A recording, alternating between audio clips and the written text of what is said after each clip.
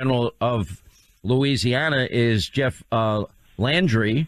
And by the way, the nationwide injunction for Louisiana, Alabama, Arizona, Georgia, Idaho, Indiana, Kentucky, Mississippi, Montana, Ohio, Oklahoma, South Carolina, Utah, and West Virginia.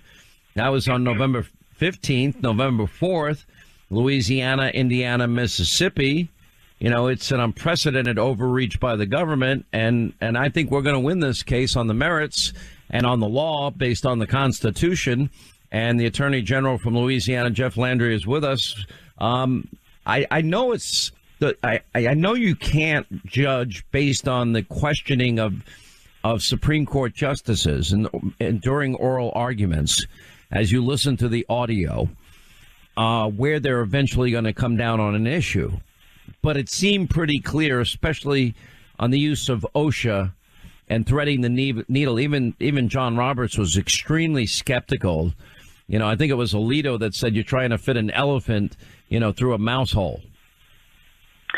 Yeah, Sean, look, thank you for having me. I was actually in the courtroom that day for the 4 hours that the court took up these matters.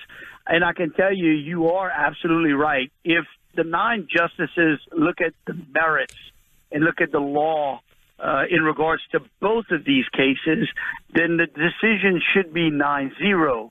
What's disappointing, I walked out of the Supreme Court probably as a lawyer, as a practitioner, probably one of the most depressed lawyers I've ever been. I've just never been so depressed because I walked out of the Supreme Court of the United States listening to justices inject their view and political views inside of the highest court in the land. And I know that, the chief has done a real tough job of trying to balance that out of the court sometimes to our chagrin, sometimes to the chagrin of the other. But, I'll say this for the chief. He's tried to keep the politics out of it. But if you look at these cases on the merit, it's a 9-0 our way. I mean, it's just you can't. There's no way you could twist the Constitution to believe that Congress delegated that type of authority to an agency, and then on top of that we have to decide this now, and that if we don't have a trial on the merits, we could let people get vaccinated in some kind of way that's not irreparable harm to them. And so that's where we are, and it's really absolutely ridiculous that we're having this debate. We should have been able to come out of that courtroom, and within 2 hours, the court should have been able to hand down the decision. Well, I would expect, and they even recognize this during oral arguments, that we're going to get a decision any day now, based on the law going into effect. So they understood the timeliness of their decision. So I imagine that one would be forthcoming fairly shortly. Do you agree with, I've talked to many other legal scholars like yourself, and the consensus among them is that the mandate will go away for private companies, but might remain in place for hospital workers, especially government-run hospitals. Your thoughts? Well, interesting. Yes, I've heard a lot of the legal scholars and pundits say the same thing. What I do know about the cases, and when you look at a deep dive, is that the court is going to have to create some gymnastics in order to strike the OSHA case while upholding the CMS case. Because you got to remember, when we were before the court, the Sixth Circuit dissolved the injunction in the OSHA case, and in the CMS case, the Fifth Circuit upheld it. And so there's different thresholds that the court, according to its own stare decisis in federal procedure, is required to look at. And so maybe that's what they're really struggling with.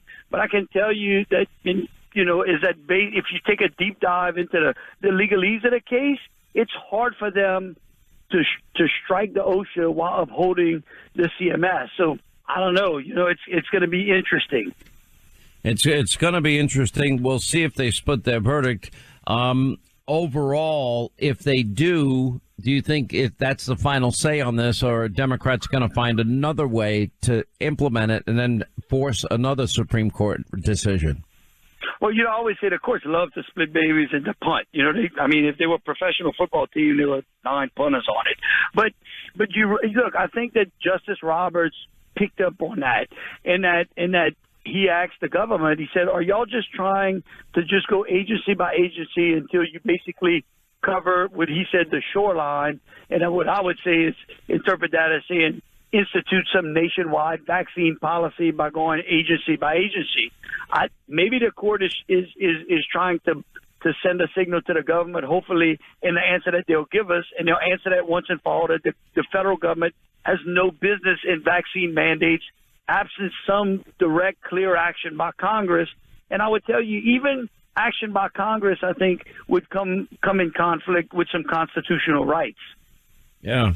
Fascinating case. You've been in the forefront of this. We can't thank you enough. Attorney General Jeff Landry of Louisiana, thank you so much for being with us. Thank you for having me, Sean.